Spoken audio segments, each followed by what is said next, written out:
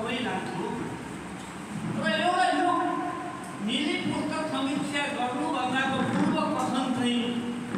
अलिकति भन्न चाहन्छु। म एउटा कुनै कामले अगाडि आएको थिएँ यो अनि मलाई हठात के लाग्यो भने म 12-15 वर्ष अगाडि महावारी क्याम्पसमा लगातार 15 वर्ष पढाएर अनि त्यसबाट म अन्तर्गत आएको थिएँ। कहिले अगाडि आउँदा जयप्रसाद जस्ता साथीहरू जस्ताहरू जस्ता अगाडि जस्ता अहिले लीलाप्रसाद सापकोटा जस्ता कङ्गरी जस्ता यो धेरै मान्छेको सम्झना छ र समय हुने बित्तिकै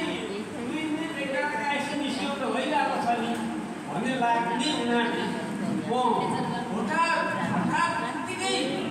चाहिँ कोसा झापालीमा बस्नु पुगेछ। उहाँ त शुभेच्छु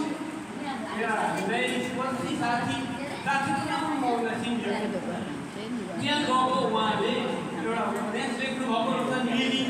मलाई दिनुभयो और फाइदै हो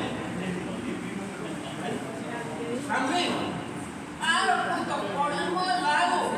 मैले त